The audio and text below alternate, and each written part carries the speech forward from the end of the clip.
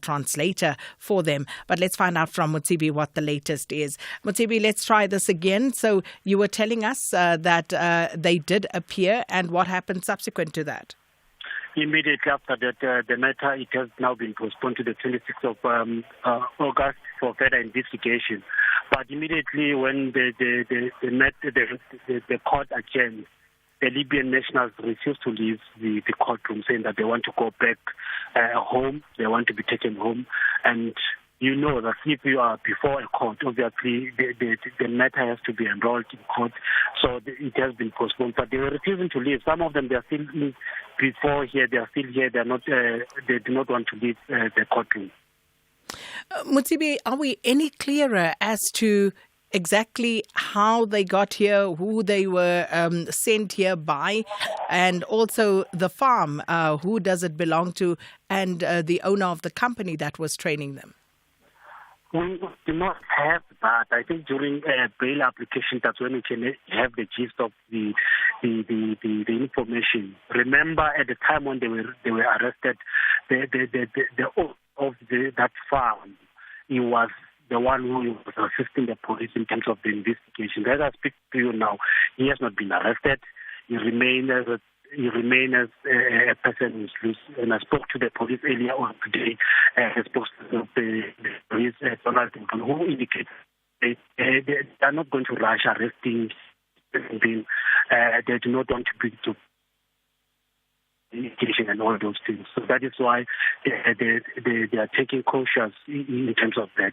But as to who brought them in South Africa, who took them to the farm, no one knows at this point in time. We are waiting for the bail application. I think that's when we are going to get more details about how did they arrive in the country, whether they were really training as security personnel or as military or as the soldiers, because as I've indicated to you some few weeks ago, Sakina, that when you look at the farm itself or the place, the camp where they were, clearly it shows that they were military training. Motsibi, the line's still not great, but I quickly want to squeeze in one or two more questions. The first one relates to the expectation that the 95 Libyan nationals would apply for legal representation before court appearance today. Did that happen? What's the latest on that front? And then secondly, the Libyan representatives in South Africa, the embassy, have they said anything about this story? We tried to speak to the embassy himself. Unfortunately, he also refused to speak to us.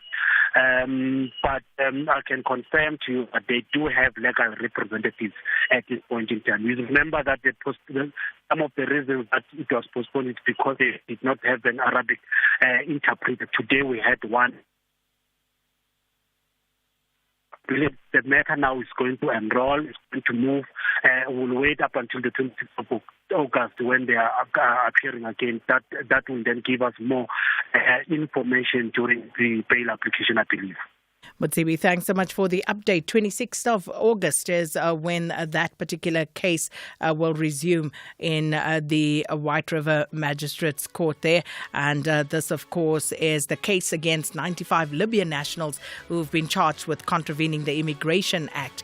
And that's where we have to leave it for today. Thank you so much, everybody, for participating, for listening, and, of course, to the production team for putting it together and making sure it went out as clearly as we possibly could. Apologies for the sound quality on Motsibi's line there at the end, but we got the gist. It's 1 o'clock. Here's our latest news bulletin with Mudupi Makhalimele. Outsurance will go out of their way to try and save you money on your car insurance. If they can't, ask for 500 Rand. SMS out to 30754. Now that's good news.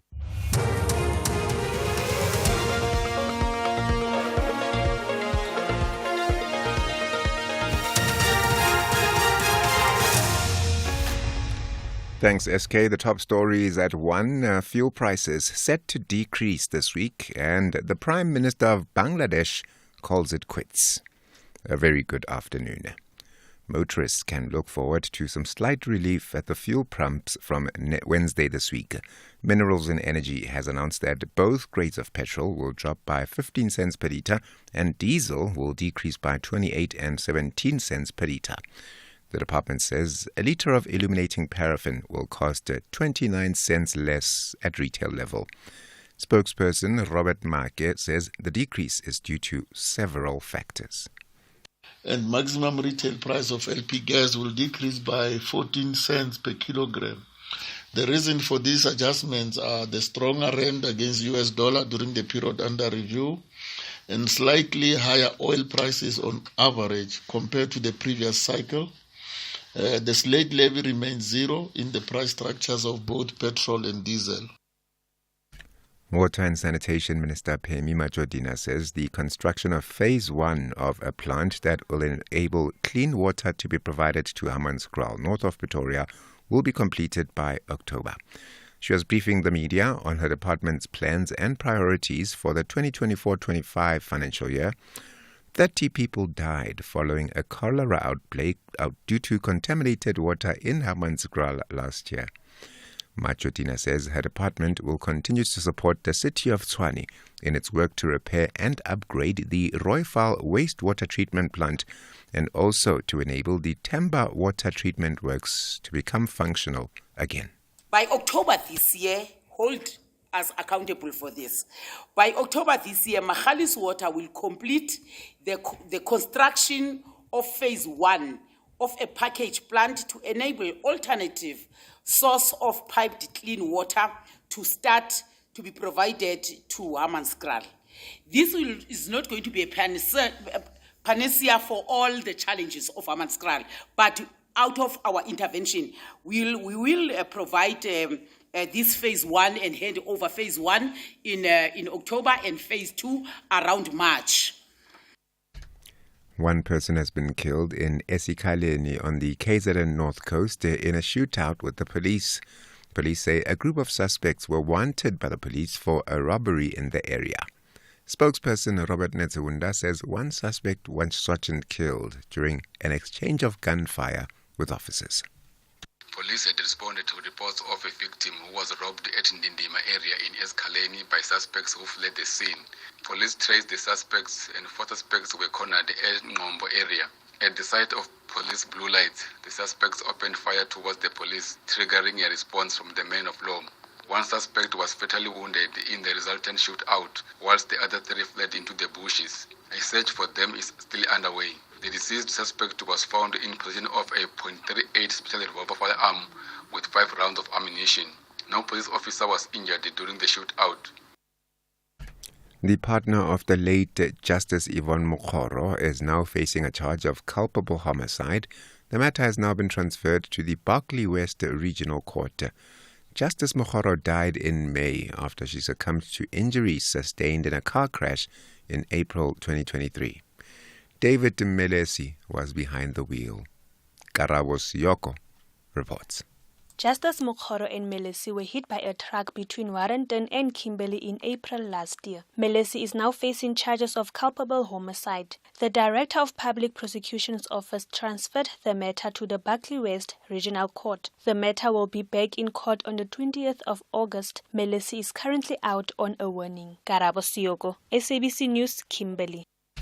The defense in the Senzo Meyiwa murder trial is going through heads of arguments for an application by the state to recall the police cell phone data analyst Lambertus Steyn to the witness stand. Steyn previously testified that Meyiwa's former girlfriend and singer Kelly Khumalo was in contact with one of the accused prior to the murder. Meyiwa was shot dead in October 2014 while at Khumalo's parental residence in Vosloorus on Gauteng's Strand. 5 men are on trial at the High Court in Pretoria for the murder of the Bafana Bafana captain. And Bangladesh Prime Minister Sheikh Hasina has resigned and left the country amid violent protests demanding her resignation. The student-led campaigns have intensified as tens of thousands of protesters stormed her official residence in the capital, Dhaka. TV pictures showed the demonstrators inside the official compound. The atmosphere in the capital is tense, with more than 90 people killed in the clashes yesterday. The BBC's Samira Hussein has more. These particular protests started about a month ago, and originally it was student-led, and they were demanding an end to these quotas that exist for civil government jobs. And the protests have really swelled, and it became much more of a movement to try and remove Sheikh Hasina from power. The fact that we're seeing that Sheikh Hasina has actually resigned and is now going to another country. I mean, this is a really dramatic move for Bangladesh.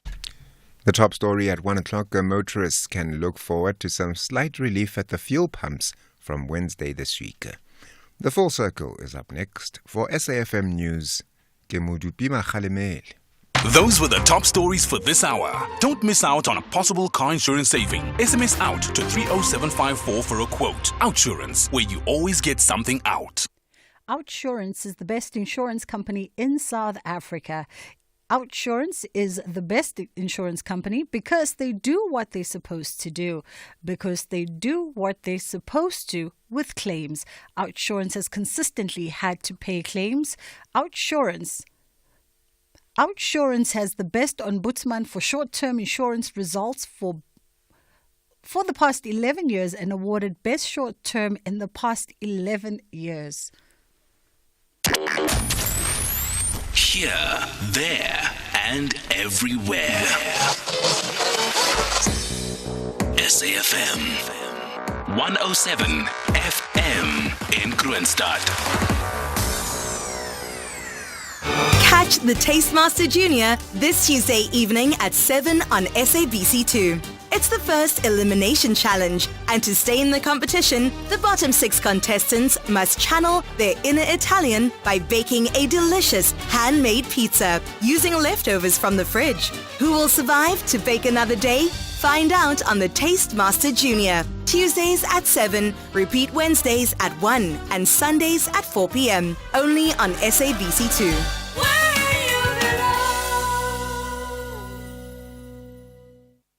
South Africa's golden girl just knew how to silence all her critics with gold. Caster Semenya won gold in the women's 800 meter and made all South Africans proud, setting a new national record. Semenya looks over her shoulder and she's away. The winning time is going to be terrific. She comes through 1:55.46. Well, that smashes the world, Liz. Rio was electrical. The 25-year-old brought Team SA the second gold medal and became the first black South African woman to do so. The weeks after, the Games continued to reveal more criticism, including Britain's Lindsay Sharp, who felt Caster had an unfair advantage. South African excellence got the world talking. She undoubtedly left a remarkable footprint. Magical moments of the Olympics. Brought to you by SABC Sport, proud broadcaster of the Olympic Games Paris 2024. For the love of the game. The Full Circle with Bridget Masinga, Monday to Friday, 1 to 3 p.m.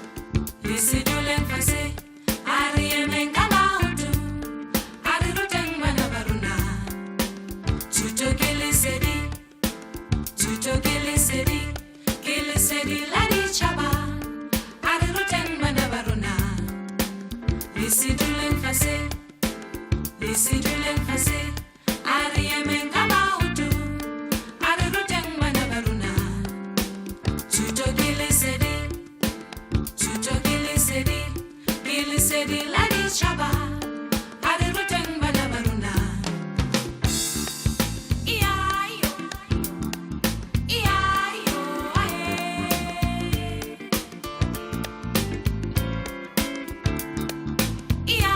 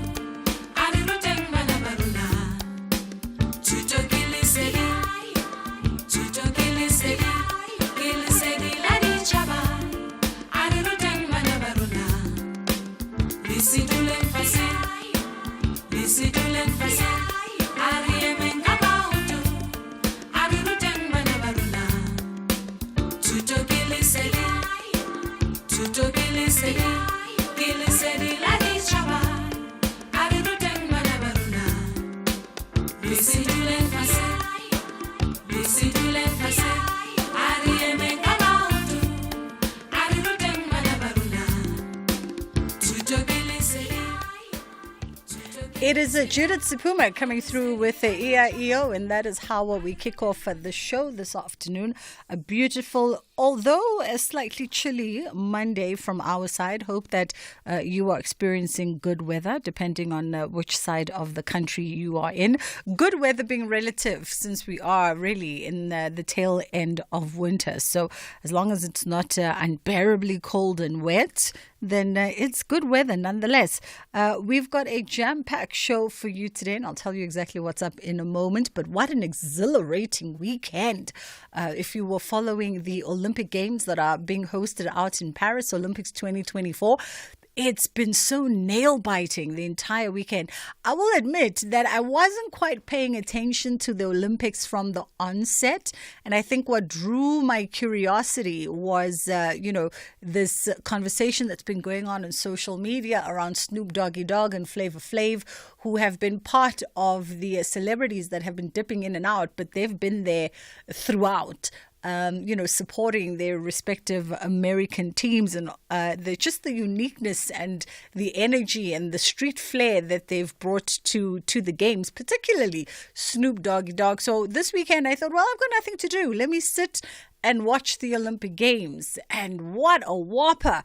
I was glued to my seats. I was watching the athletics as things were unfolding there on the field and track. It was quite exhilarating from all of the respective sprint races. That 10,000 kilometer race was something else. Did you watch the 10,000 kilometer race? It was one of the heats leading up to the 10,000 semi-final. Oh my goodness, what a heart-stopping race that was. And of course, it was also the big weekend in gymnastics with the gymnastics semifinals and finals happening. And no surprises there with Simone Biles just smashing it and going home with, 1, 2, 3, 4, 5, 6, 7 gold medals. I don't even know at this point how many gold medals she's taking back with her to the U.S.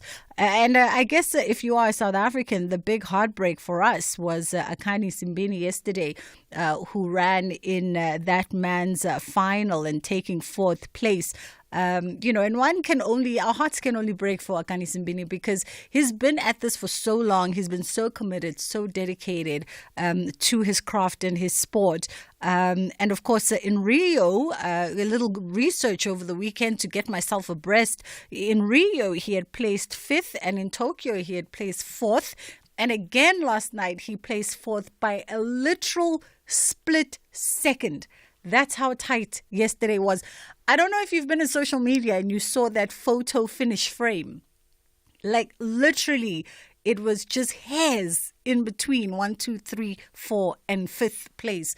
What a race that was. Anyway, I'm sure the Olympics will continue to deliver for us over the next couple of days. I think Prudence is running tonight, and she's running in the 800 meters, if I'm not mistaken. Yes, I think she's in the 800 meters. So that should be an interesting one to look out for. Anyway, we've got a lot of show coming your way. It is Women's Month, and we did say that we're going to have this recurring theme throughout the month of August. We're going to be catching up with SME South Africa, and they present an empowering women in tech webinar. They'll tell us more about that. Digify Africa often dip into the show, are partnering up with a global mentorship initiative to provide mentorship programs, and they'll unpack what those programs look like. On the other side of two, we're going to be catching up with a young entrepreneur who's doing incredible things in her respective space. You might know the name Sibu Mabena. She's going to be coming up for the later half of that second hour. It's 18 past 1 o'clock on The Full Circle with myself, Bridget Masinga on SAFM. Everyone is just as important as you are. Stop gender-based violence. Treat others the way you want to be treated. No one deserves any form of violence. Report gender-based violence. Contact Lifeline South Africa toll-free number on your mobile phone. Call or WhatsApp 0800 150 150. That's 0800 150 150. Lifeline South Africa. Mental and emotional health for all. This is an SABC supported initiative. Hi, my name is Kamogelo and I'm a lifesaver. Through a chance encounter with the DKMS Africa team at a nearby mall, I decided to register to become a stem cell donor and potentially give someone else a second chance at life. Every life is precious, and after I was made aware that I could give someone else a second chance at life, all it took to register was 3 swabs, a quick and easy process. You too could be a potential lifesaver in the making. Register to become a stem cell donor at dkmsafrica.org. EFC is live this Thursday. Former middleweight champion Luke Michael, determined to regain his title, must do battle with undefeated CIT powerhouse Jocko du Plessis for the vacant middleweight championship in the truly sensational main event live from the World Sports Betting Arena. EFC 116 this Thursday. Watch it on SABC Sport Channel on DTT Channel 4 from 7 p.m. Brought to you by SABC Sport.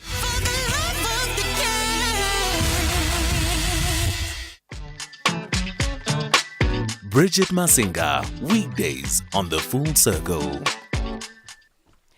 We are catching up with Gina Madonsela, who is the Business Development Executive, SME South Africa. Now, they are the #1 resource platform for South African small to medium enterprises, and they're proud to announce their upcoming webinar, Empowering Women in Tech, and it's going to be taking place from the 7th of August, on the 7th of August, rather, and they'll tell us a bit more about those finer details. Gina, how are you doing this afternoon? Wow. You're doing great. I'm doing very well, thank you. And how are you? I'm awesome. Thank you so much for the time. Let's jump straight into it. So you guys are hosting a webinar that's taking place in just 2 days. And you say part and parcel of this webinar is to celebrate women in tech while inspiring future women entrepreneurs. Tell us a bit more. Firstly, maybe let's start with the work that SME South Africa does, and then we'll jump into, the inspiration and the celebration of women in the tech industry. Yes, thank you so much for the opportunity, Bridget. So SME South Africa is, like you said, the number one resource platform for entrepreneurs. We provide strategic content, data, and results-driven advertising solutions. We host various webinars, we have articles, ebooks, business and invoicing templates, as well as an SME advice forum where entrepreneurs or anyone really can just ask questions and get advice from business consultants and experts in real time. And basically what inspired us to host this Women in Tech webinar is the fact that we all know that Web 4.0 is revolutionizing the way we do business. We've got things like AI, we've got cloud-based solutions and automation. And some of these things have become very important aspects of how we do business today. And as a resource platform for SMEs, we thought, listen, this would be the perfect opportunity to provide education to our audience and really just, get women to be at the forefront of conversations around technology. And of course, we want to provide education, around what are some of the opportunities that are available within the tech space, what are some of those strategies in overcoming barriers, and how do women take the center stage, especially during a month to celebrate women. And I think that's sort of the crux of the matter, right? Is how do women take the center stage? And considering the advancements in technology, as well, of course, as the sort of uptake on digital platforms for businesses to utilize. So how do women tap into that for the purposes of really owning the power of their futures and the power of developing their businesses? Yeah, so that's a very good question. And I think some of the conversations and key topics that we will be discussing in this upcoming webinar is, what are some of the strategies for women to enter? And as well as when they enter, what are some of those challenges that they experience, in being part of this tech industry? How do women innovate? Another important pillar of this webinar is to actually build a supportive community of women in tech. So we're saying, we are out here. We are, some of us have studied the sciences, the technologies, the engineering. We also have a voice, to say we're also bringing experience and skills within the space. And basically, how do we as women form ourselves as a community so that we can further our agenda, including, obviously, overcoming some of the biases that in the tech industry, and really taking up space and opportunities within the Web 4.0. Yeah, and would you assess that women in the tech sector have done exactly that by way of forming these communities, or it's still a case of working in silos, and so even when it comes to the exchange of knowledge and of course the cheat sheets that are required to succeed in certain spaces, they're not really shared for as long as Trina is in her corner and Bridget's in her corner? 100%. So one of the challenges that we are actually trying to address is to say, let us come together as women. No one is coming to save us, and, we are out here building our businesses.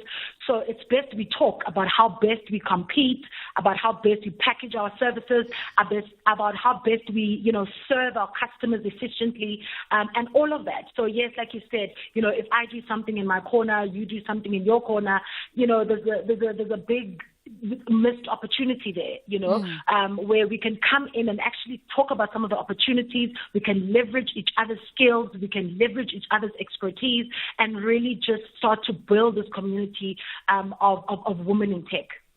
Let's talk about some of the experts that are going to be jumping on this platform as mentors.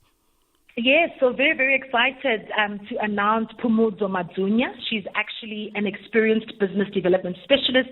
She's got over 18 years of experience in business development and has kind of been an integral part of some of South Africa's most progressive ESD programs and also, part of incubating SMEs or small businesses in the country. She's going to be our expert for the day. She'll be able to share kind of the practical tips, the tools, the opportunities, and then of course the disadvantages, and how we can actually preempt that in a digital world. We know with our information being online, there's our data privacy concerns because more of our data is shared, and people are worried about this whole job displacement, and they're going to be out of a job because here is AI coming. So she really is going to touch on how do we actually protect ourselves, how do we spot opportunities, fill in the gaps, service the tech industry, and then also building a community thereof. I mean, just veering a little bit, is this something that we should even be worried about at this point around AI? Hello? Can you still hear me, Tina? Tina? Oh. We can hear you. Can you hear me? Hello? Oh, I think somehow, somewhere, we are getting cross lines with Tina. Tina, are you still there? No. Something has definitely happened to disconnect me from Tina. I can hear her, but she can't hear me because I actually wanted to ask if... Tina, can you hear me? No. Okay, I'd actually wanted to ask Tina if is it too soon for us to be really anxious around AI replacing human capacity in various spaces, Hello? considering the fact that we really at this point are still in the developmental stages of just trying to understand how far we can take AI. But yes, the seminar is happening on the 7th of August, and it starts at 1. And this is SME South Africa. They're the number one resource platform in South Africa for small and medium enterprises. And they've got this seminar, Empowering Women in Tech. And presumably it's exclusively for women. But hey, because it is a webinar, you can always log in.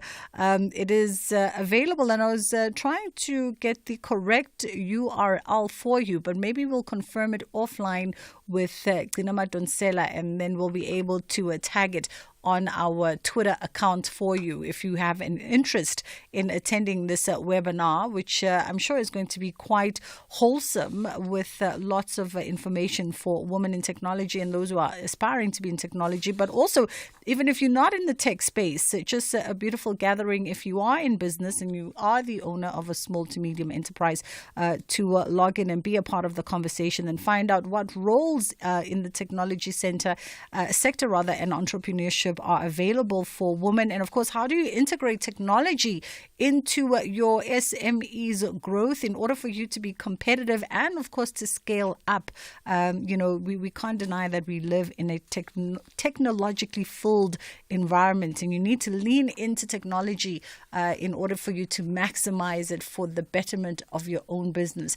It's 1:30. Madupe is standing by with the headline news. Thank you very much, Sister Bridge. Good afternoon. In your headlines, the ANC says the failure to get the national economy working for all South Africans has the potential to undermine the credibility of the democratic order. Motorists can look forward to some slight relief at the fuel pumps from Wednesday this week. And Japan's stock market has recorded one of the worst days in its history on the back of concerns about the U.S. economy. Details of these and other stories, 2 o'clock. The Full Circle with Bridget Masinga.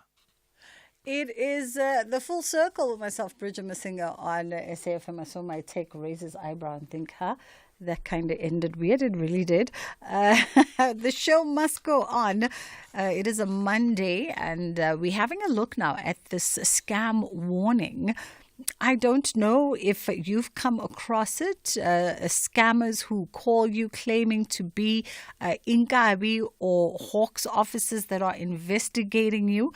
I've not heard of this, but hey, there's always a new scam on the pipeline. And so we thought we'll catch up with Colonel Malesela Lidwaba, who is the SAPS Limpopo provincial spokesperson. How are you doing, Colonel?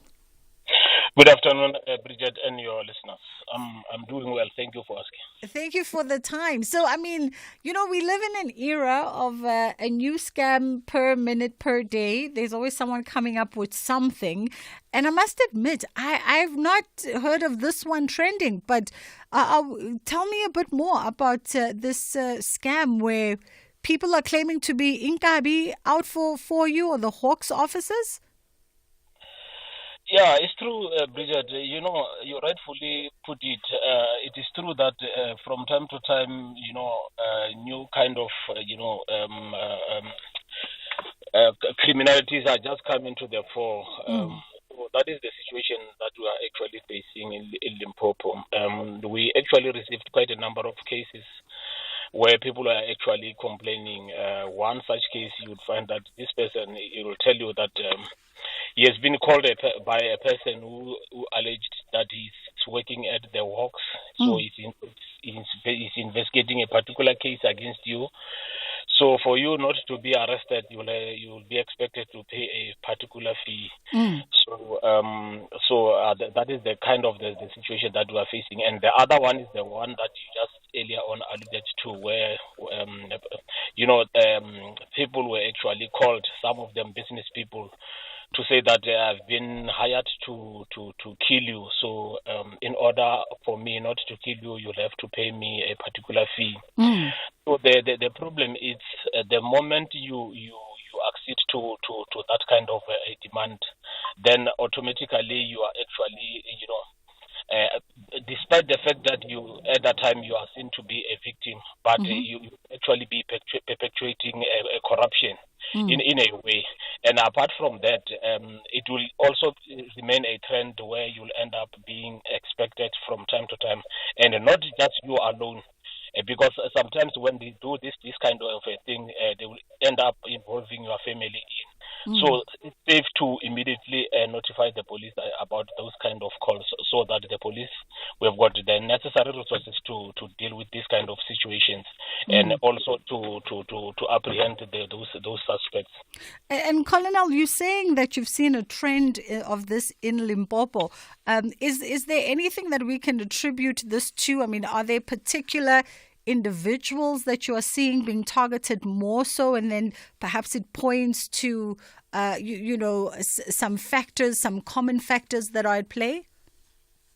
Yeah, like I earlier on indicated that some of these people who are actually targeted, you'd find that perhaps I'm a business person, meaning that these people, they do their homework. They would never just go to any kind of a person who perhaps won't be able to afford what they are looking for from your side. Yeah. So they look at me and then they realize that perhaps I'm a business person. And then obviously they would come with those kind of demands. And knowing very well that at the time, perhaps they don't even give you time to apply your mind. They just put you under unnecessary pressure, so that you end up giving them whatever they're looking for.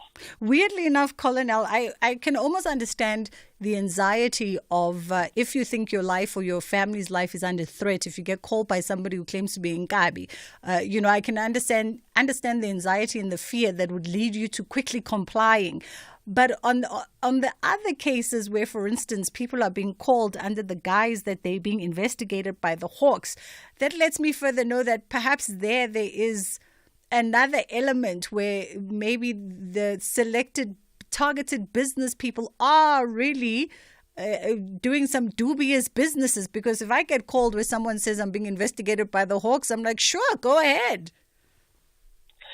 100%.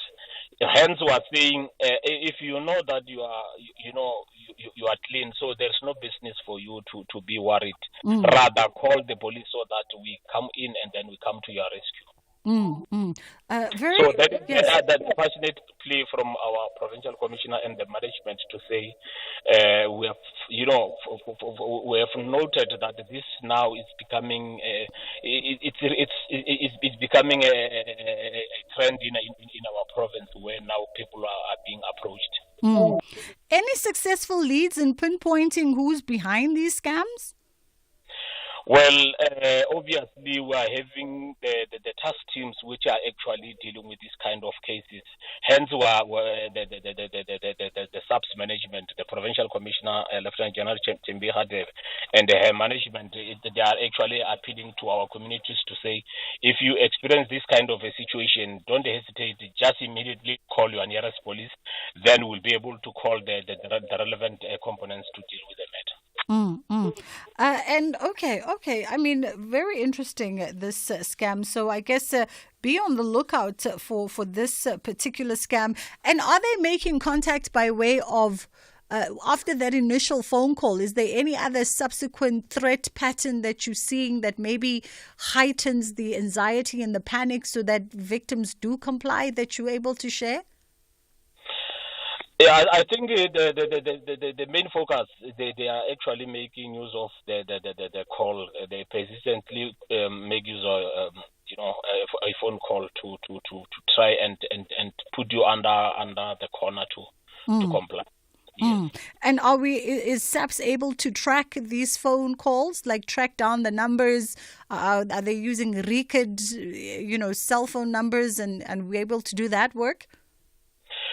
Yeah, safe to say, for now, I don't think that it'd be good for us to, give all the details in terms of our method of conducting, our investigations, because it will obviously, defeat the purpose of us next time conducting our operations. Okay, all right. Is there a dedicated line, by the way, for such crimes from SAPS? Well, it's safe to say it's safe just to dial 08600 101 in event you experience any kind of criminality in and around your area. And then if you know the contact of your nearest police station, you could also do that. And then the moment the police have got the information, they will immediately take that information, depending on the nature of the complaint that you shall have, advance. And then they would immediately activate the relevant office to attend to that kind of the problem that you are actually having or the case. Okay, all right. Very, very, I guess, we should be on the lookout for this kind of scam. And hopefully you do get it under, and come to some conclusion on this one. That was Colonel Malisela Lidwaba, who is the SAPS Limpopo provincial spokesperson. Let's go to WhatsApp quickly. By the way, our WhatsApp lines are open on 061-410-4107. Thank you, Colonel. Thank you for the time. Hi, Bridget and the SAFM listener. I've got the experience of those people who calling me that, WhatsApp is sending the messages, not WhatsApp. They are the Inkabis, they've been sent to kill me, and the only thing, if maybe I can cooperate, and they will maybe cooperate with the man, put it somewhere. And then I just say to them, to hell, I'm going to shoot you before you shoot me, guys. You can come whenever you want. Particularly here at the Kuruleni. Nothing beats the feeling of relaxing on your couch after a long, hard day, getting rid of those work clothes and feeling the freedom of being in your PJs. Throwing off that lace front, undoing your hair, that makeup, voila, gone. It's going to be a quiet, relaxed night. Well, not on S3. Bring a whole lot of vroom to your weeknights with Top Gear Season 16. Monday to Wednesday at 10 p.m. and Top Gear specials such as Top Gear from A to Z and Top Gear The Races. Friday nights from 9 to 11 p.m. Channel your inner vroom with BBC Primetime. Only on S3. Open up. So Sharon at office was telling me the way drip is so expensive these days. She's now waiting for her old clothes to come back into fashion. I say, Joza, while you're waiting, why not let your money do the things in a Nedbank Just Invest account where you can get your money after 24 hours notice? Oganchani voiceman.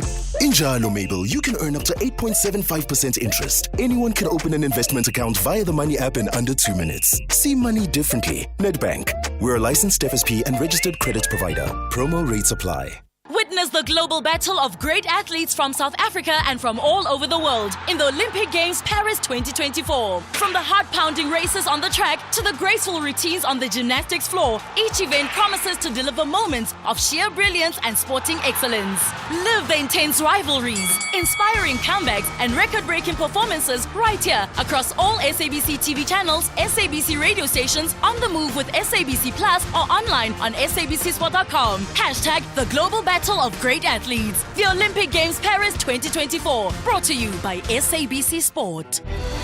For the love of the game. SAFM is celebrating its 88th birthday, and what better way to celebrate than with you, our loyal listener. We will be giving away 8,800 to 10 lucky listeners during the month of August. To stand a chance of winning, stay tuned to SAFM and SMS the keyword SAFM88 followed by your name to 41391 and listen to the station throughout the day, where you could be selected as a winner. SMSs are charged at R1.50 per SMS. Free SMSs and SMS bundles do not apply.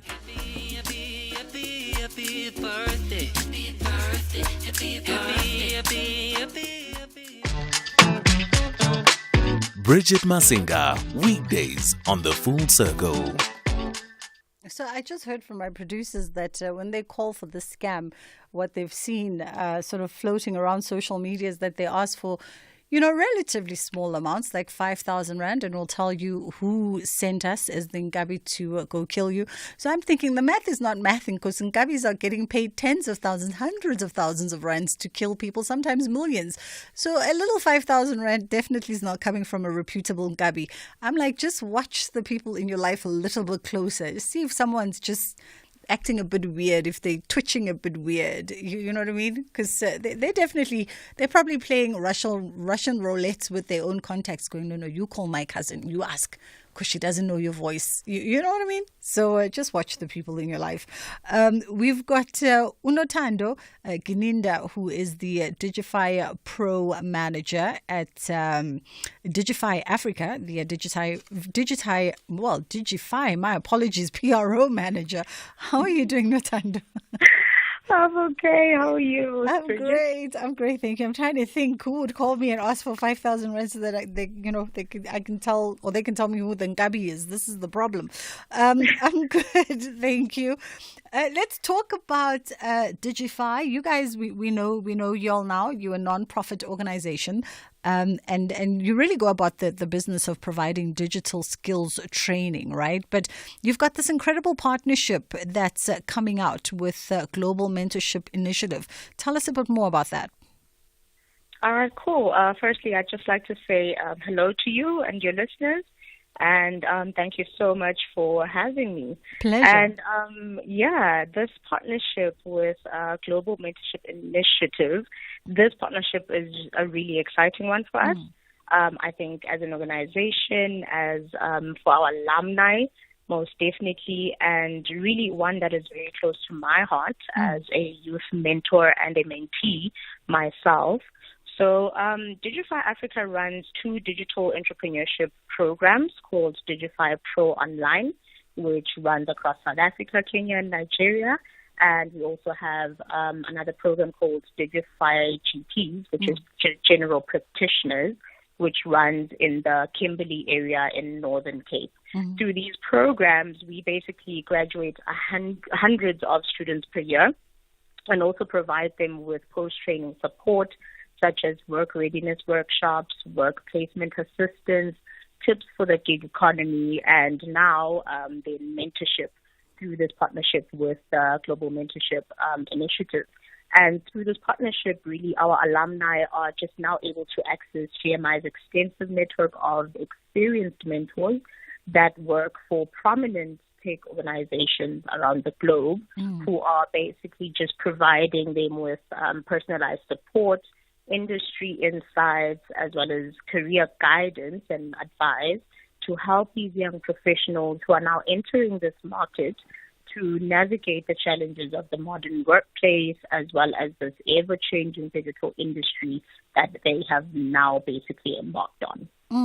Let's talk a little bit about, sort of the skills that young people require, because with this program, you're bringing them under the guidance and stewardship of mentors, right?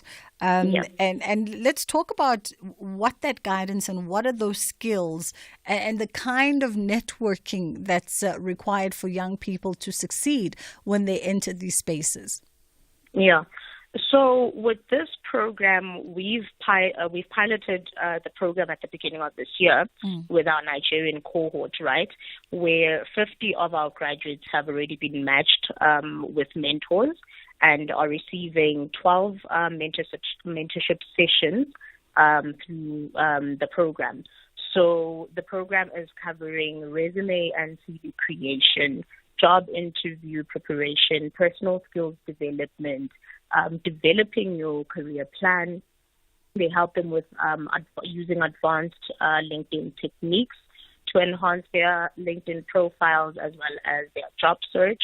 They assist them with using AI in their career journeys, helping them with to distinguish themselves in the workplace, build their business networks, as well as mentorship around working in a global business environment.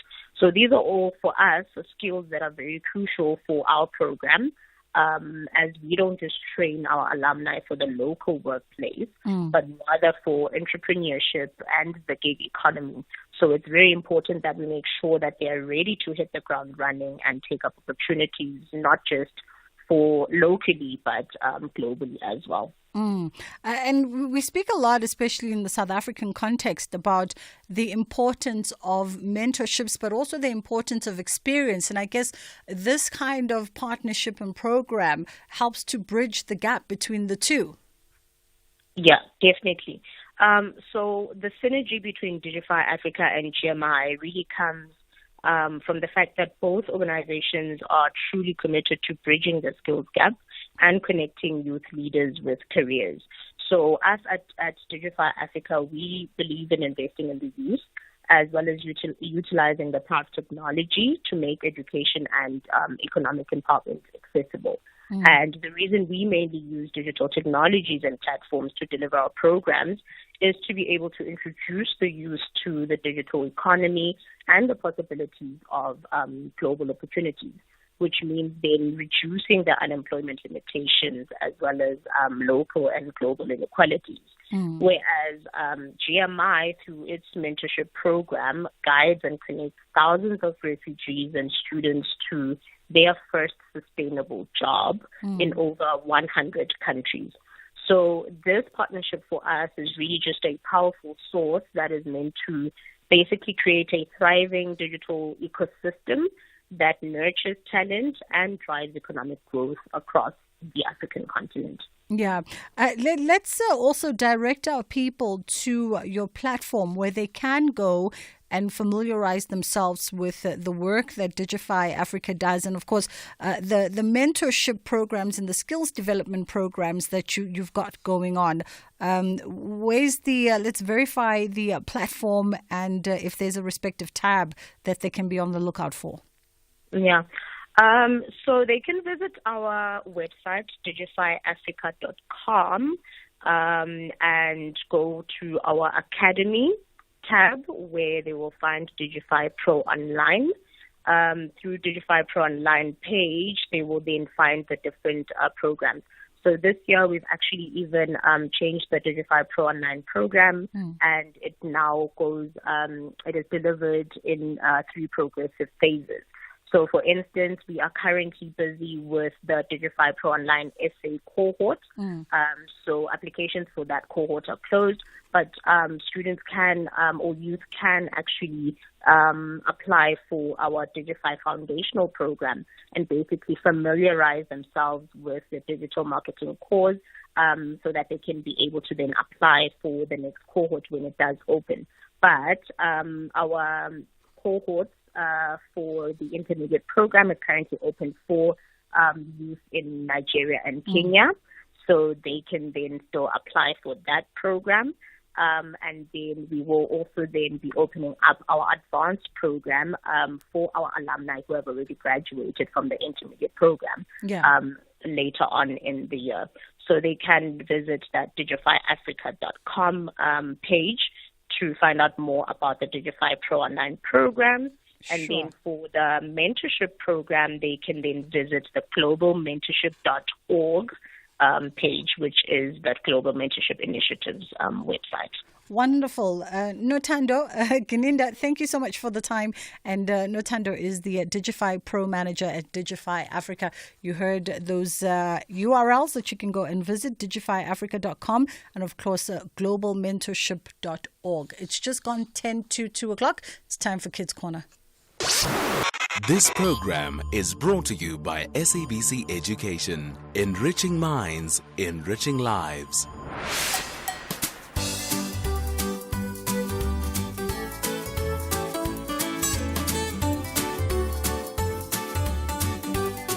Hello, my name is Mohammed Arham Ahmed. I am 9 years old and I go to Brixton Primary School. I usually go to bed at 8 o'clock. I feel more lazy if I don't go to bed on time. It's important to get to bed on a certain time because if you don't, you will not get enough sleep. Yes, I have a bedtime routine. I brush my teeth, read a book, and turn off the lights. This helps me get ready for sleep. Good day. My name and surname is Deme Muofe.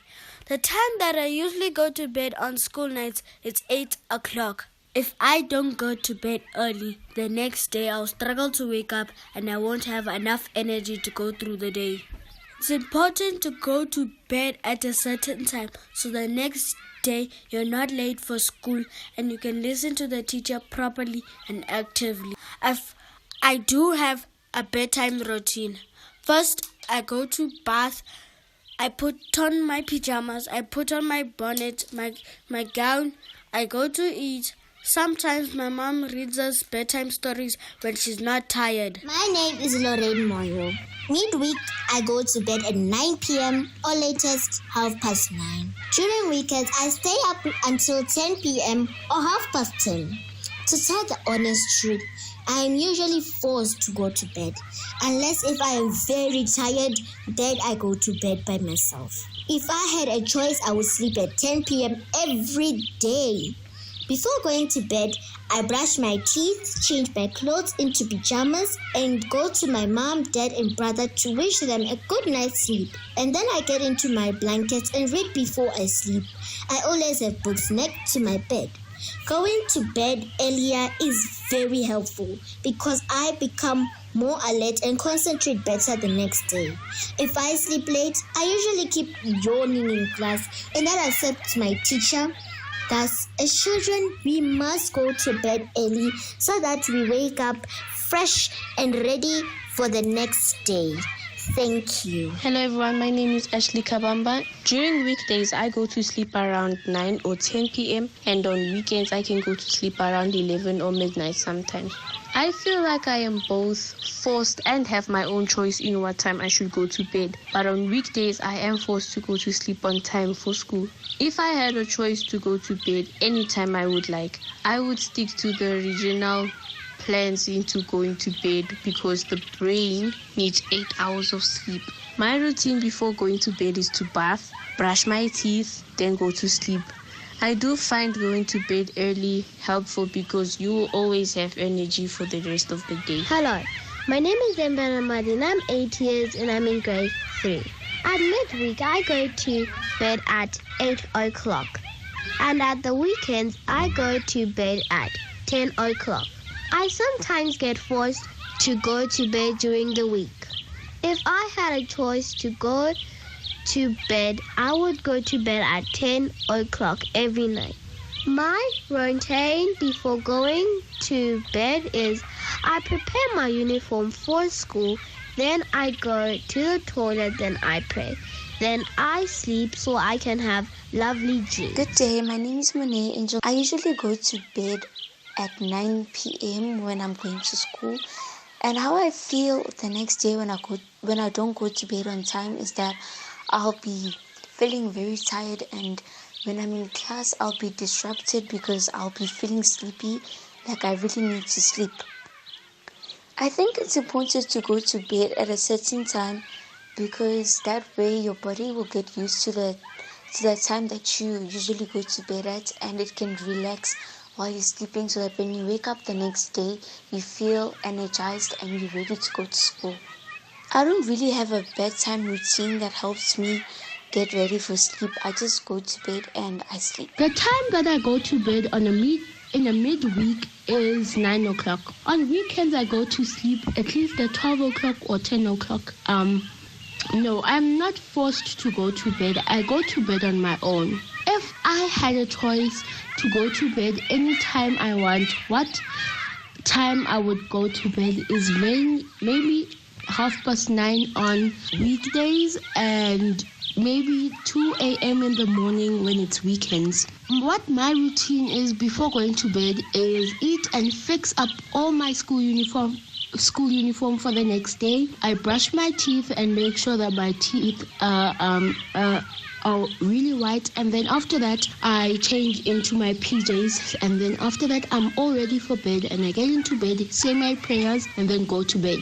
I do think going to bed earlier is helpful because how I think so is because it helps you have energy for the next day when you're going to school.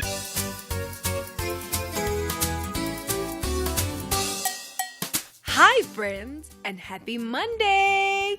Today let's chat about the importance of a healthy bedtime routine for school-aged kids like you and I.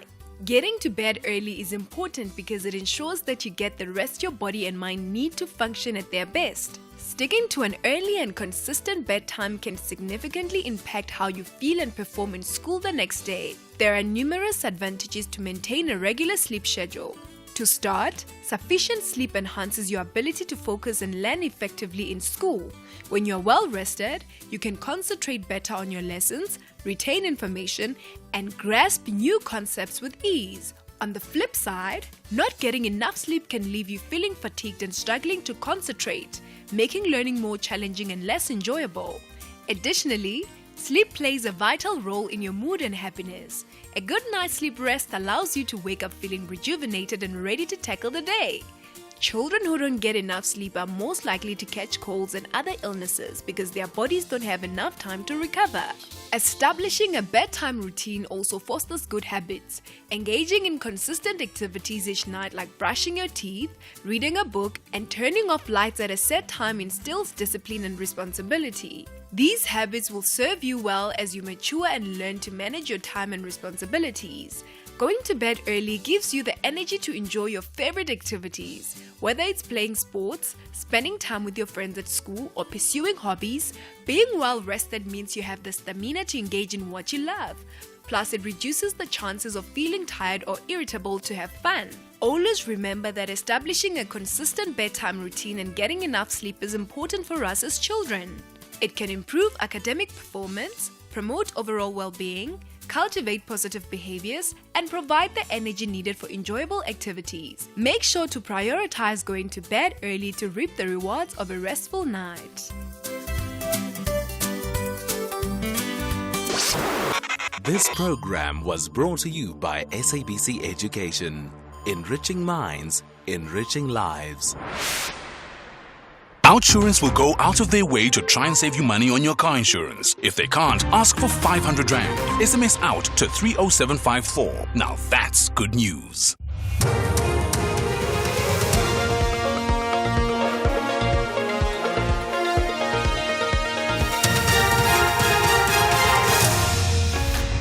Top stories at 2 o'clock. The ANC speaks on the dangers of a failed economy and fuel prices set to decrease this week. A very good afternoon. The ANC says the failure to get the national economy working for all South Africans has the potential to undermine the credibility of the democratic order. The party is currently locked in a NEC Lekgotla in Boksburg on Gauteng's Strand. They're discussing the program of the government for the next year. Party spokesperson Zuko Golimpi says the economy that is not inclusive could further lead to voter apathy and make people lose interest in the democratic project. The loudest message coming out of the election is that we've got to get South Africa's economy working. If we don't get it working, the credibility of the entire democratic order is at stake. And this is reflected, of course, by the fact that the eligible people who should be voting, some of whom who don't even register, but some do register and don't show up at the polls. So the concern is that if you don't fix the national economy and get it to work in a way that is inclusive, you are having a sort of a systematic pullback by a large cohort of South African citizens from the democratic process. Motorists can look forward to some slight relief at the fuel pumps from Wednesday this week. The Minerals and Energy Department has announced that both grades of petrol will drop by 15 cents per litre and diesel by 28 and 17 cents per litre. The department says a litre of illuminating paraffin will cost 29 cents less at retail level. Spokesperson Robert Maake says the decrease is due to several factors. And maximum retail price of LP gas will decrease by 14 cents per kilogram. The reason for these adjustments are the stronger rand against US dollar during the period under review and slightly higher oil prices on average compared to the previous cycle. The slate levy remains zero in the price structures of both petrol and diesel. The partner of the late Justice Yvonne Mokgoro is now facing a charge of culpable homicide. The matter has now been transferred to the Berkeley West Regional Court. Justice Mokgoro died in May after succumbing to injuries sustained in a car crash in April last year. David Melesi was behind the wheel. Karabo Siyoko reports. Justice Mokgoro and Melesi were hit by a truck between Warrenton and Kimberley in April last year. Melesi is now facing charges of culpable homicide. The Director of Public Prosecution's Office transferred the matter to the Berkeley West Regional Court. The matter will be back in court on the 20th of August. Melesi is currently out on a warning. Karabo Siyoko, SABC News, Kimberley. While most civilians in KZN have welcomed the apparent heavy-handedness by the police in the province, experts remain divided on the issue. Last week, as more operations were carried out by police, 3 suspects were killed in Umlazi, south of Durban. In the preceding week, 9 alleged suspects were killed by the police in a space of 4 days. The public says it is important that police fight fire with fire. However, Constitutional law expert Professor Pierre de Vos says there are various ramifications to consider. They can defend themselves, of course, if they are attacked. They can use reasonable force. But the worry is that we know actually very little about all these cases. We have a very general kind of statements from the police each time. But given that this is quite out of the norm, it raises questions about whether the police actually is trying to apprehend suspects without killing them, whether they are killing people without justification, and of course, most importantly, whether the people who were fingered as suspects, whether those are the actual culprits. And Japan's stock market has recorded one of the worst days in its history on the back of concerns about the U.S. economy. Share prices on the Nikkei index fell by more than 12% in trading. Fears of a possible recession in the U.S. have prompted big falls on the Asian stock markets. Today's decline has been the second largest percentage loss in a single day and the largest ever loss in terms of points. The BBC's Mariko Oy has more. The global market sell-off is continuing, with shares deeply in the red. Investors have been concerned that a long-running jobs boom in the US might be coming to an end. The torrent of selling triggered circuit breakers in some exchanges across Asia. For Japan, last week's rate hike is another cause of the sell-off. It's made stocks in Tokyo more expensive for foreign investors. It's also strengthened the value of the Japanese yen, which is what the authorities wanted, but it affects the bottom line of Japanese exporters. The Nikkei 225 saw its biggest points drop in history, bigger than Black Monday of 1987. The top story at 2 o'clock, the ANC says the failure to get the national economy working for all South Africans has the potential to undermine the credibility of the democratic order. The full circle continues. For SAFM News, Kimudupi Makhalemeli. Those were the top stories for this hour. Don't miss out on a possible car insurance saving. SMS out to 30754 for a quote. Outsurance, where you always get something out. Outsurance is the best insurance company in South Africa because they do what they're supposed to. Pay claims. Outsurance has consistently had the best ombudsman for short-term insurance results for the past 11 years and awarded Best Short-Term Insurer by News 24 for the past 2 years. So why would you want to be with anyone else? SMS out to 30754. That's out to 30754 or visit outsurance.co.za for a 10-minute quote that could save you thousands. Outsurance is a licensed insurer and FSP. TCs apply and information is available online. The Full Circle with Bridget Masinga, Monday to Friday, 1 to 3 p.m.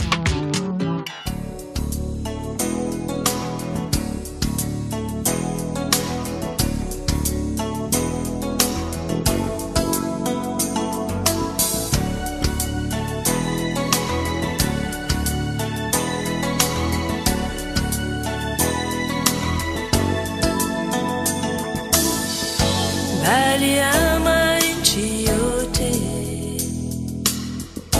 mbali ya Paris au Roma,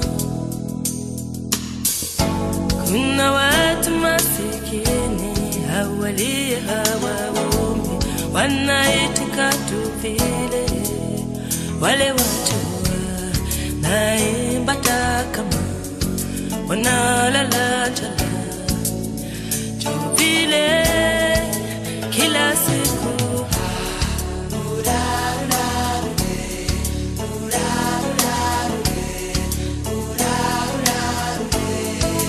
Kila siku.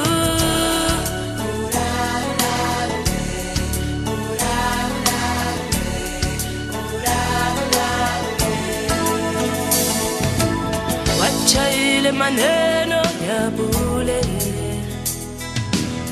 usijililie hali yako, we haujue umasikini. Angalia wale watu hawalie hawaombe, wale watu naimba kama wanalala njala.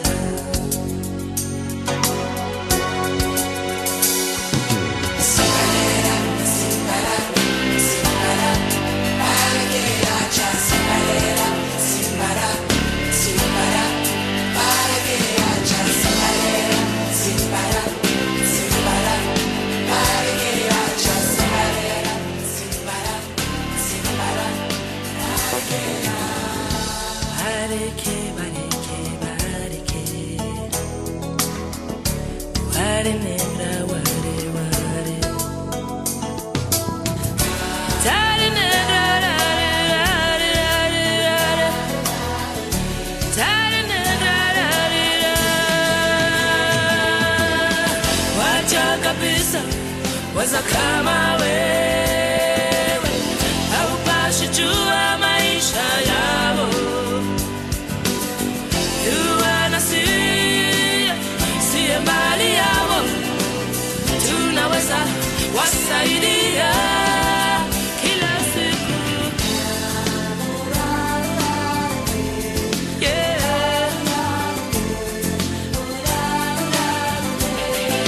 Kila siku.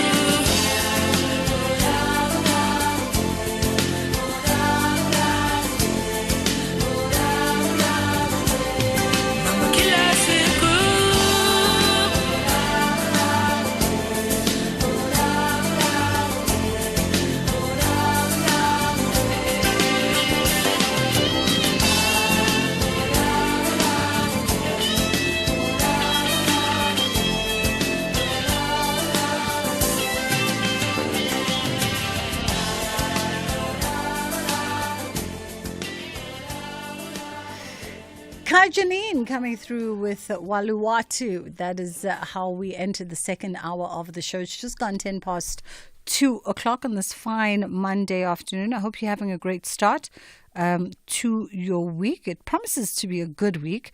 Let's hope and pray that August is filled with abundance, right? Lots of blessings, lots of rewards, lots of winning. I think we could all use a little bit of a win this month. We've got some conversations still to come in this hour. In the second half of the hour, we're going to be catching up with South African entrepreneur Usibu Mabena is going to be joining us in studio. You don't want to miss that conversation. We'll find out more about her journey in business as a young entrepreneur and some of the challenges that she's had to overcome. And of course, just find out by way, because it is Women's Month, find out if there's a unique perspective to being a young woman in South Africa, chasing your dreams in a business landscape. So that's conversations coming up on, in the second half of the show. In case you're not quite clued in as to who Sibu Mabena is, you can definitely hit a young Google. She's the founder of Duma Collective, and they're doing incredibly well. And her clients include the likes of MultiChoice, NBA Africa, Sasol, Diesel, and so the list goes on and on. But right now, though, we are going to be catching up with Wendy Silinyana, who is the director of Mini Boss Johannesburg Business School. And their students had a very remarkable performance at the Startup World Cup Championship. I didn't even know something like that existed. It was held in Turkey between the 29th and 30th of June. Wendy, how are you doing this afternoon? I'm doing well, Bridget. Thank you for the invitation. I'm doing well, and you? How are you doing? I'm great, thank you. Thank you for carving out the time. We appreciate it. Firstly, let's try and familiarize ourselves with Mini Boss Johannesburg. Tell me a bit more about this organization. Thank you for that question. Mini Boss International, let's start there. It's an international business school for children between the ages of 6 to 19. It was founded 23 years ago by an entrepreneur, a family actually of entrepreneurs who were based in Ukraine and eventually moved to the United Kingdom with the sole purpose of saying, we are in business, but we're leaving our children behind. And so how do we then make sure that our children learn business skills from a young age? They then expanded this concept. To date, they've got about 72 branches in about 24 countries worldwide. And Mini Boss Johannesburg is the very first one in the continent. Such an important question, that, right?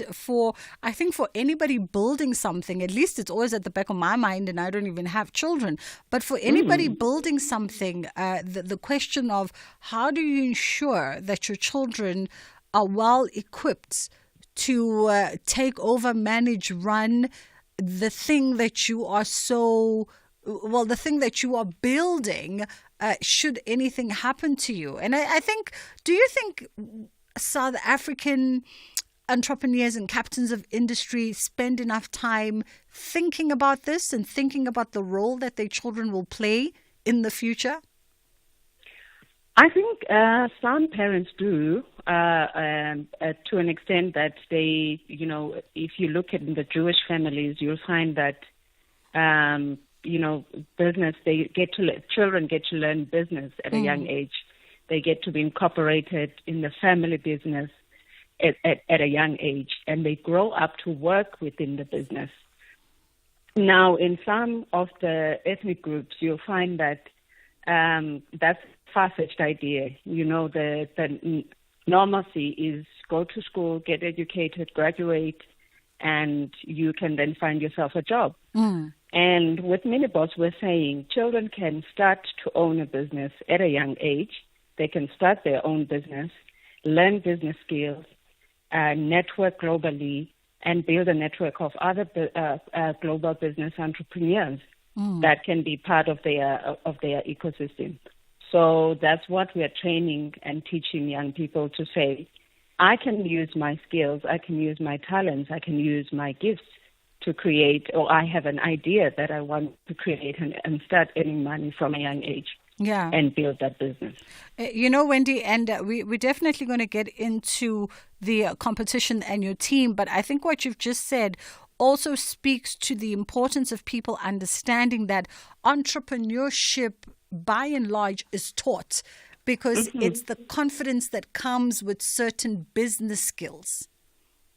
Absolutely. It's taught in the sense that I'll make an example with the Startup World Cup Championship, where we had to prepare the students to present. We had to prepare the students to allow themselves to ideate. We had to prepare them to say, okay, you've got this business idea.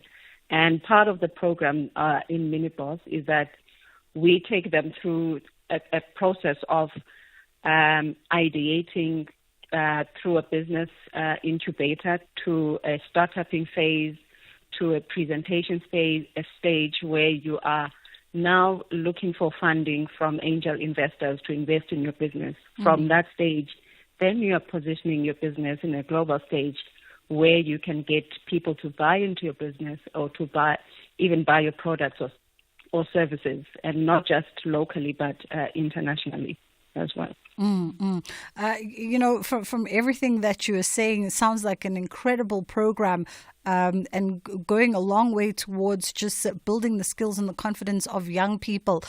Talk to us about the competition that you were part of, the Startup World Cup Championship, and this was held in Turkey a month and a bit ago. Yes. So as part of the program, children go through our program. I didn't mention this. We have some activities throughout the year where you have your startup forum where they're raising capital from business angels, and you have your startup national forum where they're competing locally against other entrepreneurs that are in the local area. And then ultimately they go and present their business idea, competing with fellow mini bosses from all our branches worldwide, where they're competing within their age group and their category, and for a prize to win, to be the champions of the Startup World Cup Championship. And in addition to that, there's a different criteria that is used to look at how sustainable is your business and how aligned it is to the sustainable development goals. So this is a global activity that takes place each year during July, between June and July, where all the mini bosses converge in that particular country. And this time it was Turkey, where we presented the different business ideas, listening to children, speaking business language, and that was for us intriguing. But of course, they are a part of the program, so they learn all these concepts and they get to practice in front of jury members who are global business leaders from different countries. Wow. I mean, why do I get the feeling that they have a better grasp of the sort of corporate and business lingo than most adults, including myself? Absolutely. I mean, if I can share an example, the reason why we brought this to South Africa is I was invited 2021 to be a jury member at the Startup World Cup Championship online. And that was the point where I saw that there are no children of color as part of the school, as much as it has been existing for so many years. So I've made it my own mission to bring Miniboss to South Africa, in fact to Africa, to make sure that our children and our community, our children get to participate in this great program, and also to develop the next generation of business leaders. And we have to start now. We have to disrupt the current education system. Not that it is wrong, but we are looking at ways in which we can create a new generation of business leaders.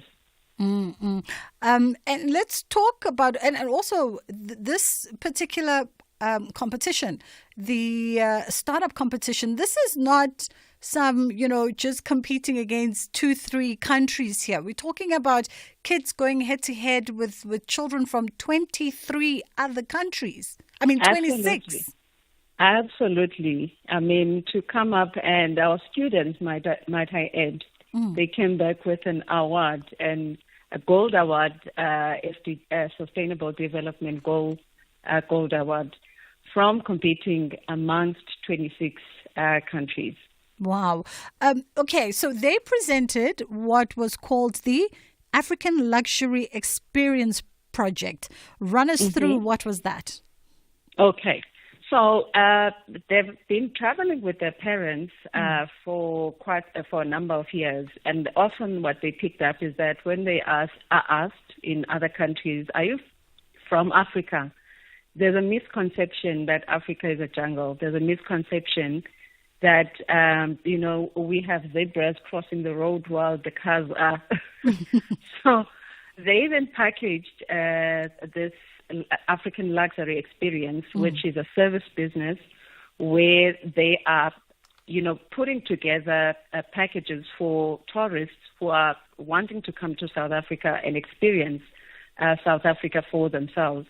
And to say, actually, Africa has luxury. South Africa has luxury.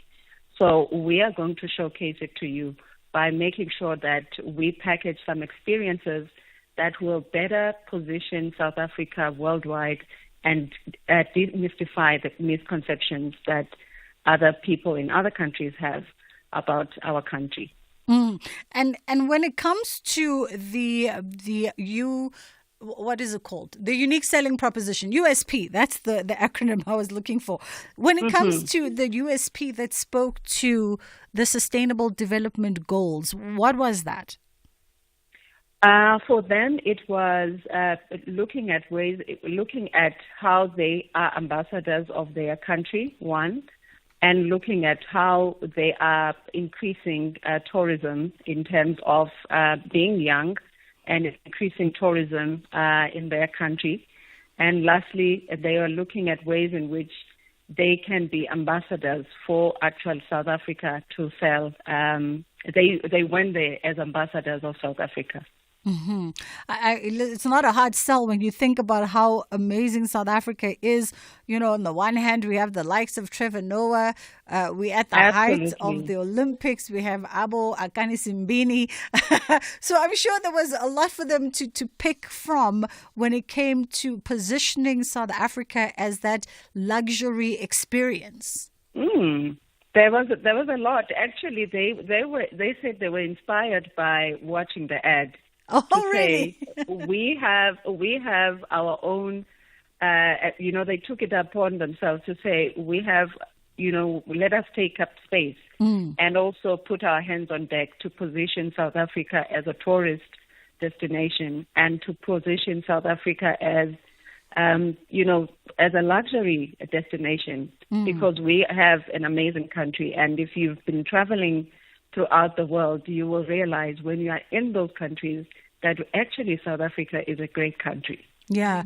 Interesting, Wendy, as we speak, because you say that the Mini Boss international program caters to kids 6 to 19, it probably, I don't know if for this project, but I would think that the kids their age lent for a unique lens into what tourism might be lacking for their demographic as well when putting together this project. Because how kids experience, countries and seeing new things, new cultures, new places is also a little bit different to how their parents might be experiencing the exact same trip.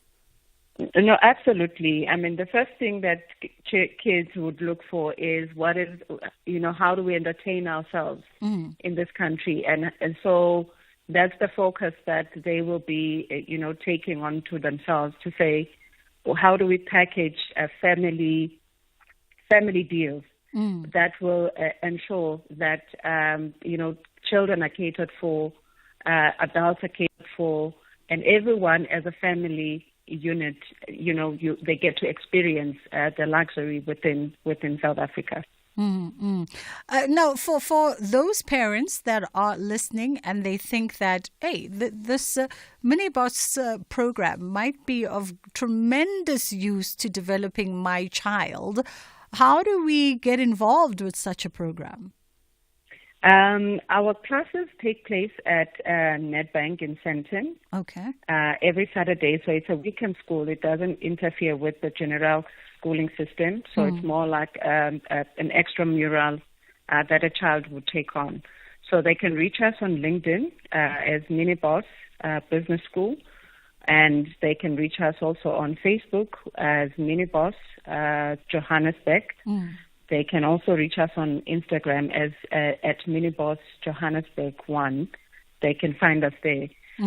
We will be opening up for next intake for the next academic year in September. Starting in September. Okay. So parents can enroll their children. We've got about 8 courses that children can cover over a period of 8 years. And upon completion, they get a UK diploma, which they can, on top of the other certificates. Each year you get a certificate. Yeah. So, so it gives them a leverage and a competitive advantage when they enter university or they want to pursue their business. So I don't know if I'm understanding correct. Is if one opts into the program, is it an 8-year outright commitment and you go from level to level? Yes, it's a commitment for 8 years. Okay. For you to get the UK diploma. But if you do the 1 year, then it's just for that year. So it you won't carry on. I got you. And by way of the academic year, I see we're using the American academic year. I love it for us. So the academic year starts in September and it runs until? So our course, 1 year course is about 10 months. Okay. So we will run from September until the next June. I see. And with each level, are then the kids tasked with entering various competitions or participating in various sort of campaigns and initiatives similar to the Startup World Cup competition? Yes, absolutely. As I've mentioned earlier, that part of the program, it's theory and practice. So you get your master classes, you get your to participate in business tours, you get to participate in creating a startup. Yeah. You get to be in the business incubator. You also get to participate in the Startup Forum, in the Startup National Forum, and ultimately the Startup World Cup Championship. I see. And of course, parents always want to know to say, this sounds great. Also, on top of the fact that my child gets to learn all these skills and build their confidence in the business world and know how to navigate. But I also get a little bit of free time on the Saturday. But how much is the free time on the Saturday going to cost me, Wendy?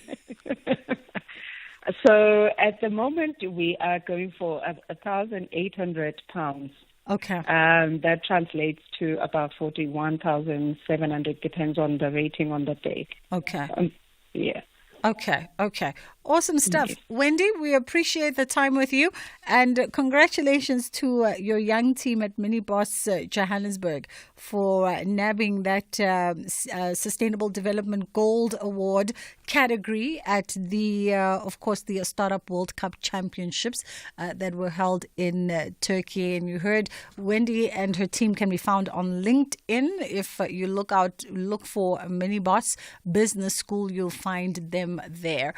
It is approaching 2:30 and Medupi is standing by with your headline news. And then we come back in the second half of this hour and we catch up with founder of Duma Collective. She's a businesswoman.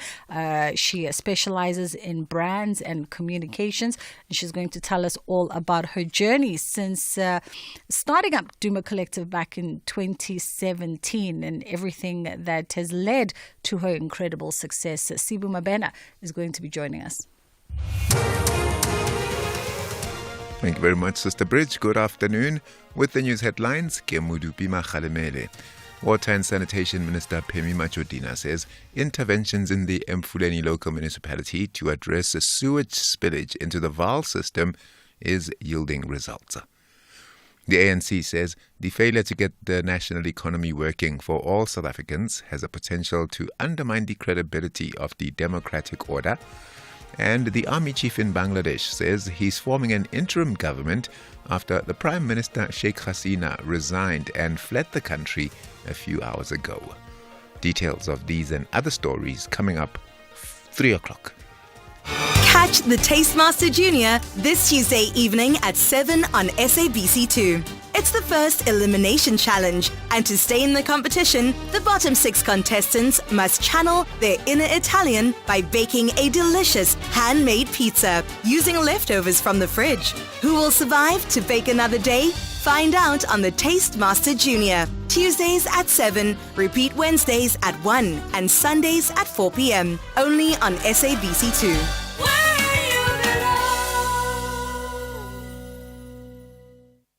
You wouldn't think of him without thinking of gold. Wade van Niekerk won gold and broke Michael Johnson's 17-year-old world record. He's pulling away.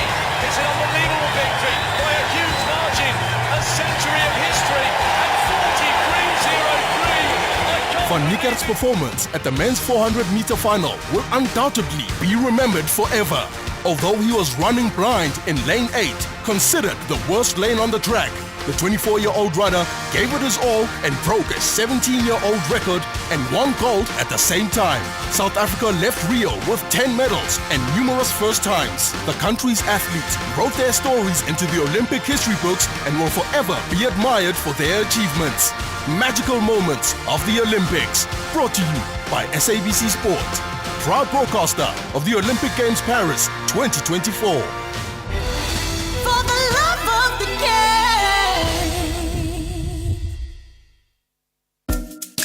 SAFM is celebrating its 88th birthday, and what better way to celebrate than with you, our loyal listener. We will be giving away 8,800 to 10 lucky listeners during the month of August. To stand a chance of winning, stay tuned to SAFM and SMS the keyword SAFM88 followed by your name to 41391 and listen to the station throughout the day where you could be selected as a winner. SMSs are charged at R1.50 per SMS. Free SMSs and SMS bundles do not apply.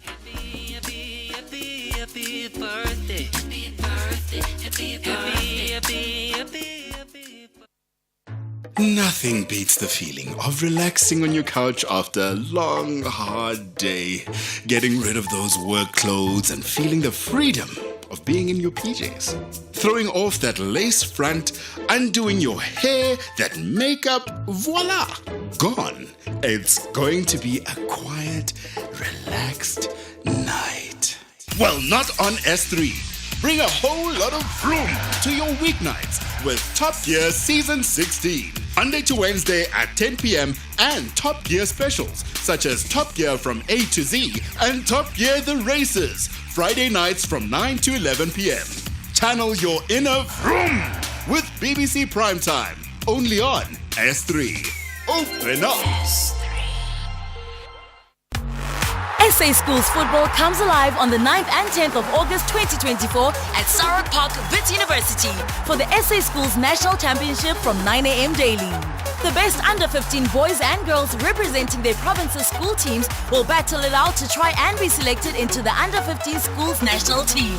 Bring your family and camp chairs to support your provincial under-15 team. If you're not in Gauteng, catch the games on SABC Sport on DTT Channel 4 and SABC Plus. For more details, visit safa.net. SABC Sport. For the love of the game.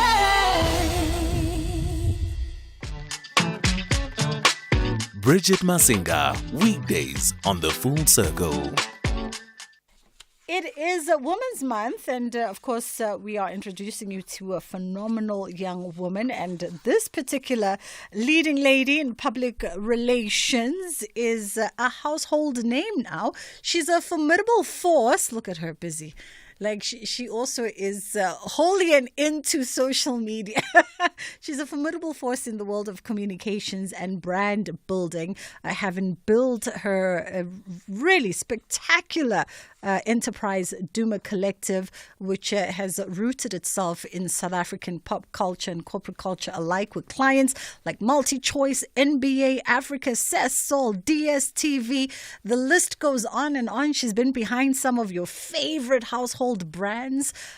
I mean, what do you not do, Sibu Mabena? Sleep enough. I don't sleep enough. That's what I don't do. Sleep is vital. And we were talking off air about burnout. Burnout is a real thing. Yeah. Rest is vital. Why do you not rest? I think my mind just doesn't switch off. It's constantly going, constantly ideating, constantly organizing. And it's something that I'm trying to work on by just being a little healthier, just taking wellness a little bit more seriously. But do I actually switch off? No, but I think it's because I'm so passionate about what we do. I really, really love what we get to do every single day. It's such a privilege to call myself a creative communicator, and I get paid for that. What? Listen, green juice is not enough. You're going to need more than just green juice. You've got a lot of life ahead of you. I do. Yeah. I'm only 32. Right. So there's quite a long way to go. Life is long, but life is short. True. Very true. Where does the sense, the drive, where does the drive come from? Just the other day, so we've started this project of documenting my dad's story. He's 74 now, and, getting to know his whole life from day one to where he is now. And in that came out these gems about what he was doing as a young person. He was a manager to Julia Matundra, who was part of Shigisha. Yes. But before that, she was Miss Essay, and she was the face of Lux in 1974, something like that. So he was in that space. And then at some point, he was part of the communications office for the ANC. And in discovering that, I said, Dasi. That's where it comes from. That's where all of this papa comes from. All of this love for communications, love for creativity. I really think it is something that's hereditary, because I thought it was, just me discovering it as a young person, going from dancing, from doing cool things with cool brands and eventing and social media. I was an early adopter and connecting those dots. Yeah. But it actually does come from me being my father's child. And I think it's so interesting that I've been able to take what I've learned by being born to him. Yeah. Also him being an entrepreneur, that exposure, because you were talking earlier about the exposures that people can then draw from to become entrepreneurs, because it is a learned behavior. That's one. But two, it's hereditary. But three, it's also something I really love and I'm actually really good at. So that's where it all comes from. Yeah. And you never made the sort of the connection of that ethic, that work ethic, and that get up and go drive before, until this project? I think the work ethic I've always married to my dad's story, and my sister and my mom. I think everyone in my family, my brother's been a teacher since the day I was born, and he still is a teacher at the same school. So there's something about loyalty. There's something about dedication and commitment. There's something about if you don't get up and work, then you're not going to earn. So I've always been exposed to that. But it's now just making a little bit more sense as to why I'm stuck in this industry. I can try to get out. I can try to run away from talent management, and then something just brings me back. And understanding what my dad's been through, I'm just like, there it is, man. And the coin drops and it actually starts to make a little bit more sense. But yeah, it's not that it's only now that I'm recognizing it. I always have. But I just understand that there is something about where I come from, who I come from, the family I'm from, that contributes to who I am today. And she's building something truly spectacular. I mean, she was named the Mail and Guardian Top 200 Young South Africans in 2018.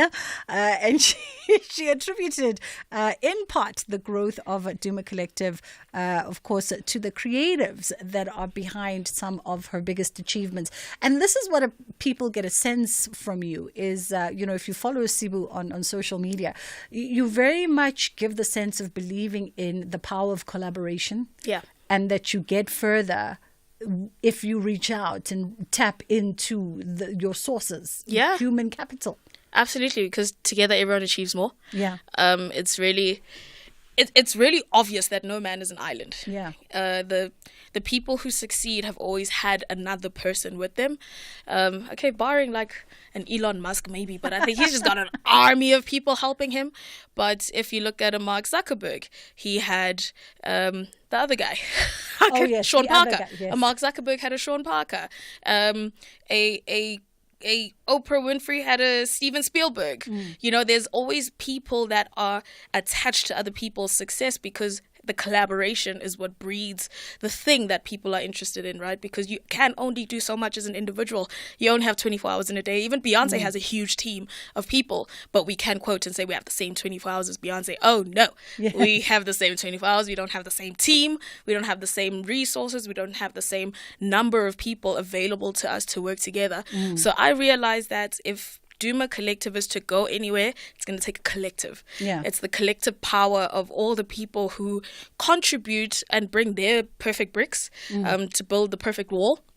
And that's the thing that we value, or we attach our value to a Duma Collective, that every single creative that calls themselves a Dumerian is a collaborator in us building this oasis for African creativity to flourish. Every single client is a collaborator. Every single supplier is a collaborator. Every person that gives us a chance, even the banks that we work with, are collaborators in helping us achieve this vision of driving creative communications from Africa to the world. You know, you just, I'm taking her cue and I'm doing video. You just pointed something out. We live in a culture, especially when one looks at your generation, we live in a culture where people go, you have the same 24 hours as Beyonce. Why are you sleeping? On the one part, it helps give that pressure, that sense of urgency to be loyal to your dreams. On the other part, it creates this scarcity mentality, which can be a little bit negative. And the important differentiator to what you just said, Beyonce has a whole team. Yes. And she's willing to share what she has. I mean, obviously to an extent, it's that 100% of nothing is still nothing. Yeah. So you can own it all by yourself, but if you're not able to do more with what you have, then what's the point?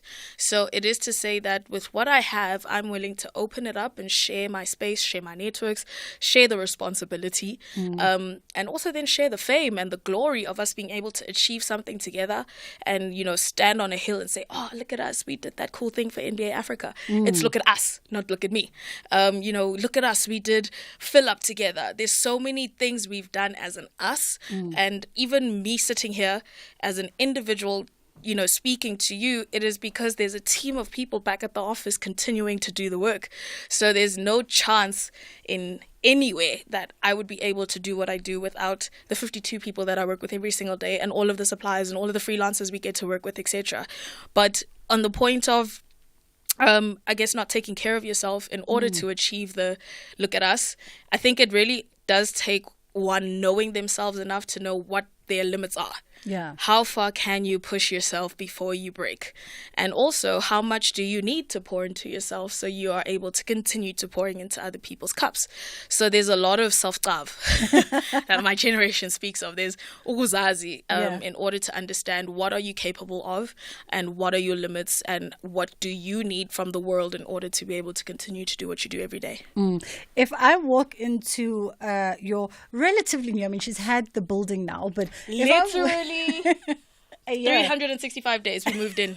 365 days ago we moved in. What a wow. What does that feel like? Like, you know, walking into the parking lot of the property that says Duma Collective and your name is on the deed at 32 years old in a company that you founded and got up and running in 2017 properly.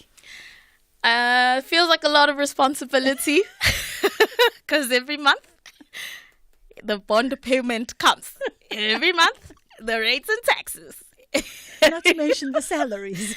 Every month the salaries. Every month tax. Every month electricity. Every month the lease on our alternative power. But with all of that said, with all of that responsibility comes so much gratitude, I think it is.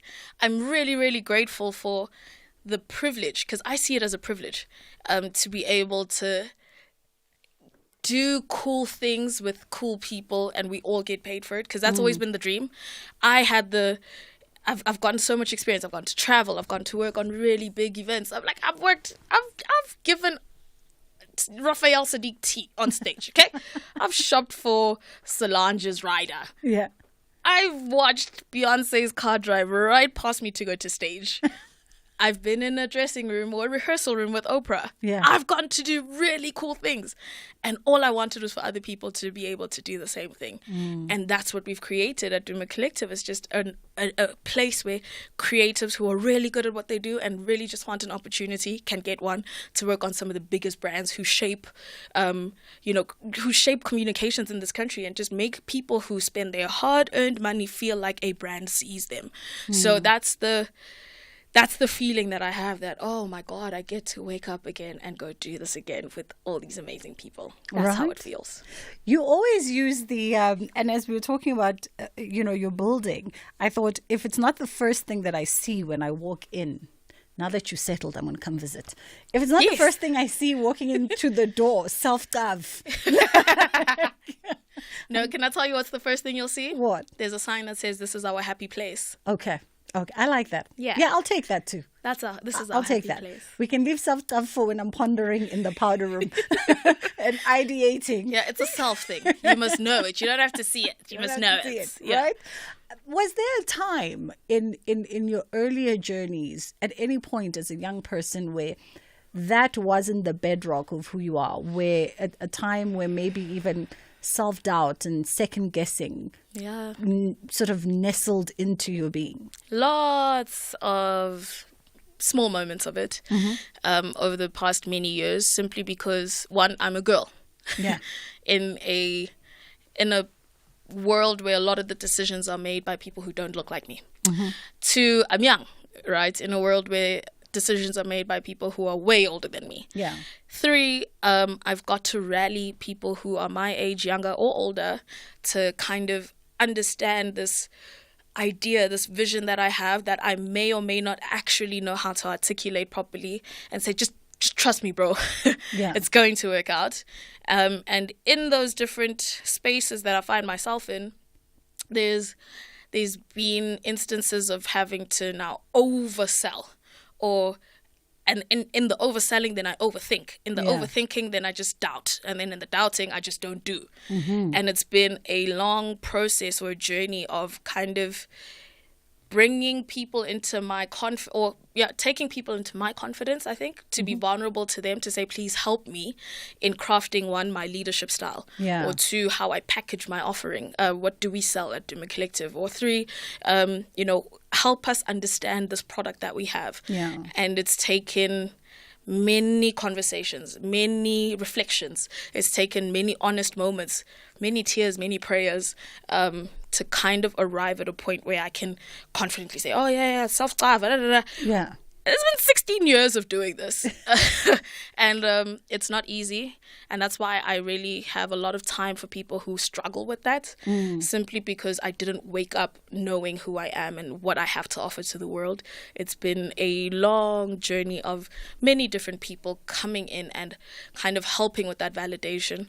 But also because I am a spiritual person, just getting to know a little bit more about what God thinks of me. And if God says I am who I am, then who are you to try to tell me otherwise? There's something about, the younger generation in South Africa right now, that self-love, that's our takeaway for the day. If you are listening, you're going to go home and ask, the younger members, the members within this generation. Yes, the Chiga generation. What is self-love? Chiga generation. You know how they used to say Zazise? Yes. And it was because asgwaz. Uh-huh. So Zazise. And if you don't know who you are, if you don't know what you bring to the table, then how are you going to tell us who you are? So that's what I call it. Whether your papa, or a lot of us, and some don't. But the point is, if you have the confidence to just showcase who you are, you'd be surprised at the opportunities that meet you. Yeah. And speaking of those opportunities, I know you're not going to tell us today, but you tweeted. I follow Sibu on social media. And I follow we you. Stalk Yes. each other. You tweeted, was it beginning of the year? And you alluded to the story that one day you're going to tell us the story about how a client of yours has backed your dreams by getting you your second building. Yeah. And that spoke volumes about people recognizing the greatness in you, right? And I wonder, do you see those moments like that? Because, I mean, just someone to give you a loan to start a business is difficult. It's very difficult. And now someone's saying, yeah, I'm going to put my name on another multi-million rand building so you can expand. Sure. You know, that when I speak of God's favor, it's moments like that where look, I understand how it happened, right? That we were ready to meet the opportunity. But the fact that we were found on Google by a BEE specialist for this company, and she was looking for companies that are in the marketing sector, black-owned, level 1 BEE, and could potentially become a supplier to this company, but in the meantime just needs to be an enterprise that is eligible for supplier development. And we met the criteria because we were compliant, because we were a marketing agency that was findable, has a history, has some semblance of equity in the market. You know, if you speak to one agency about us, people know us. If you speak to another, like just an individual, they can back us, right, and back our story. So that company is a international company and was needing to kind of get into a BEE deal where they can get their points so that they can trade in the country. Yeah. And we just were poised to meet that opportunity. And now we have a second building in our name. In fact, that's the building which the title deed has our name. The one we're in, we're still in a joint venture with the bank. Yes. Until we pay off the bond, you understand? But this building next door, like it's ours. We can leverage that building to be able to drive revenue. And it's like act of God, but it's also being ready, being disciplined, being focused, having our things in order, and answering the phone when they called us, because they literally found us on Google. Wow. Called the office we were working in, set up a meeting. A week later, they were in our office, and 18 months later, we had a building in our name. So it really is to say that there are people who can see you and would like to give you opportunities, but if you're not ready to meet them, then they'll just pass you by. Perfect timing. Let's go to a break. We'll come back and conclude our conversation. Catch the Tastemaster Junior this Tuesday evening at 7 on SABC2. It's the first elimination challenge, and to stay in the competition, the bottom 6 contestants must channel their inner Italian by baking a delicious handmade pizza using leftovers from the fridge. Who will survive to bake another day? Find out on the Tastemaster Junior. Tuesdays at 7, repeat Wednesdays at 1, and Sundays at 4 p.m. Only on SABC2. The Full Circle with Bridget Masinga. We are busy. We're almost towards the end of the show. We are in conversation with Sibu Mabena, founder of Duma Collective. If you are just dialing in, her CV is as long as our arm already, and you just have to find them on social media or just Google her name. She's quite Googleable to see everything that she's done. You heard her flexing a little bit earlier on, right? Talking about how Beyonce's car drove past. No, but that was actually to my detriment, because we then had to walk out the stadium to walk back into the stadium. But look at you. Either way, we were there. You were right there in the mix of things. Do you ever, because you've done just about everything, is there ever pressure for you to outdo yourself? Is that something that lives in the back of your mind? Yes, absolutely. Simply because it's pressure I put on myself. We have a saying, be obsessed with improvement. Because, I mean, in life being short, you really want the lasting memory that people have of you to be good work. So it always has to feel like whatever you touch, whatever you do, whatever you get entrusted with, you've got to put your best foot forward. And for me, putting my best foot forward means putting a better foot forward. Yeah. And sometimes it's possible because we don't control everything. And sometimes it's not possible because we don't control everything. Yeah. So, yes, we do have pressure to do better than we did before, but we're also quite forgiving of ourselves if we miss the mark a little bit. The biggest mistake that you've made on your journey to entrepreneurship, if you had to close your eyes and think, oh, okay, I could redo that, or maybe not, because sometimes there's lessons in the mistakes. Yes, there's been lessons in every single mistake. Bad hiring decisions, bad financial decisions, bad contracting decisions, or not reading a contract. Yeah. Because you're so excited to get the account. So you go through this pitch process. You're there. Fourth place, okay, but I beat a world record then, or a national record. You know what I mean? Like, you're getting closer and closer to the finish line, but you don't realize just what goes into you accepting that job, and some of the things that you may have to kind of compromise. Yeah. Some of the things you may have to compromise yourself on in order to achieve that deliverable. So, yeah, those are some of the mistakes. And I think now we've gotten to a space, and I'd call it privilege, where we don't have to think with our stomachs anymore, and out of desperation for a job to pay, so we're going to do whatever it takes. We're really privileged now to be able to make sober-minded decisions to say, actually, maybe this one is not for us. Yeah. Is that a sweet spot for an entrepreneur? I'd imagine that's a sweet spot when you are able to refuse work. It is.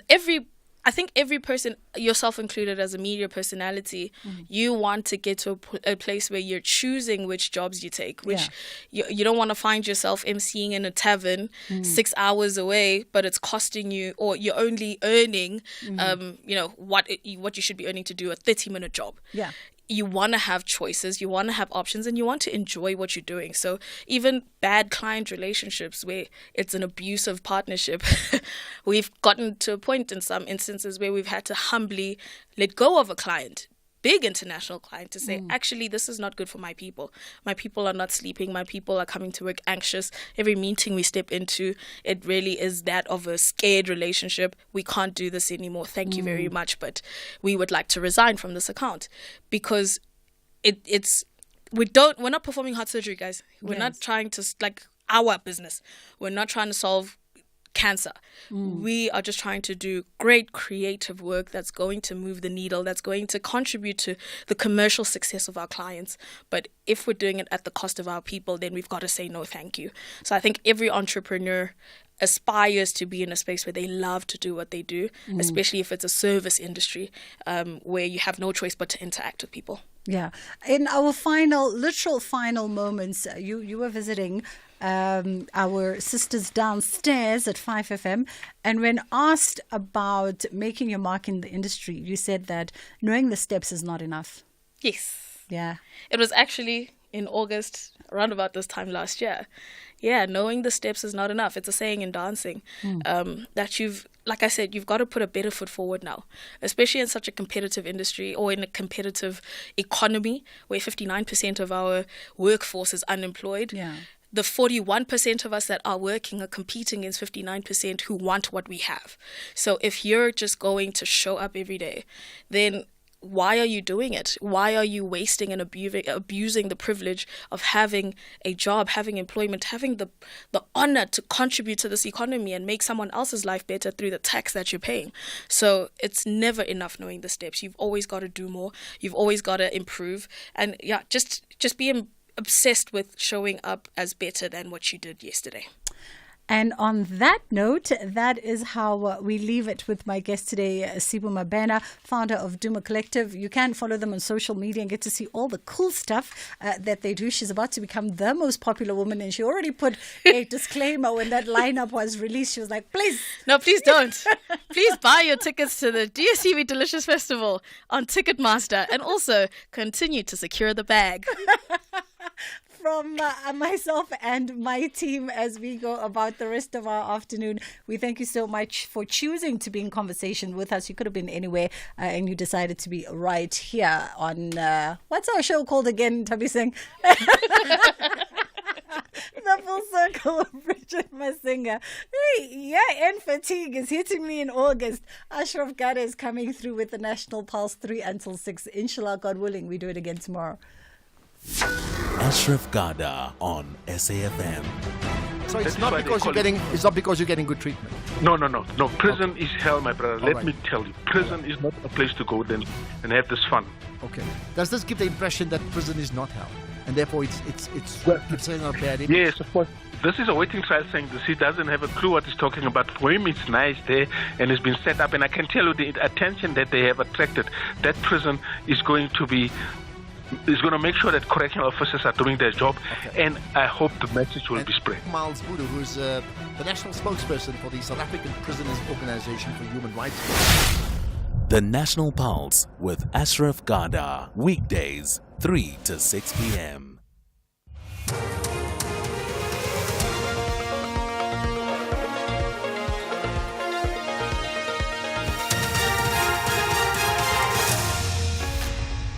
The top stories at 3 o'clock. Minister addresses water challenges in the Vaal, and the ANC speaks on the dangers of a failed economy.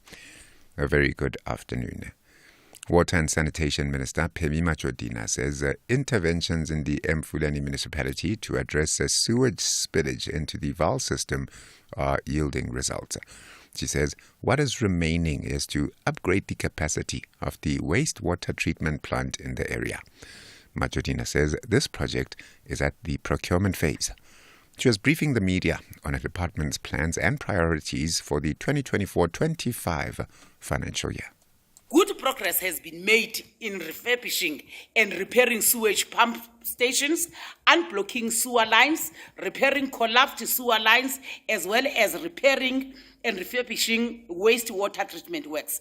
This has substantially reduced sewage pollution in the residential area of Mfuleni. The ANC says the failure to get the national economy working for all South Africans has the potential to undermine the credibility of the democratic order. The party is currently locked in an NEC Lekgotla in Boksburg on Gauteng's Strand. They're discussing the program of government for the next year. Party spokesperson Zukoko Limpe says the economy that is not inclusive could further lead to voter apathy and make people lose interest in the democratic project. The loudest message coming out of the election is that we've got to get South Africa's economy working. If we don't get it working, the credibility of the entire democratic order is at stake. And this is reflected, of course, by the fact that the eligible people who should be voting, some of whom who don't even register, but some do register and don't show up at the polls. So the concern is that if you don't fix the national economy and get it to work in a way that is inclusive, you are having a sort of a systematic pullback by a large cohort of South African citizens from the democratic process.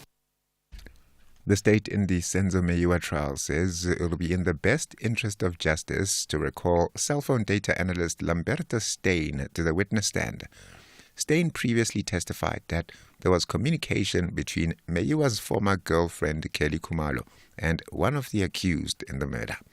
However, Vodacom's Pinky Vithalingham said that her data did not show the alleged communication. State Prosecutor George Baloyi says they're making an application to have Colonel Steyn come and clarify the interactions. These are highly technical issues, and Lieutenant Colonel Steyn, in his evidence, these issues might not have come out as clearly as to what the source of the two calls was. We submit that it is essential for Lieutenant Colonel Steyn to put his evidence in its proper perspective. And we submit that it is in the interest of justice to allow the state to recall Lieutenant Colonel Steyn to clarify the source of the two calls. Gauteng police are currently investigating the circumstances that led to the death of EFF Joe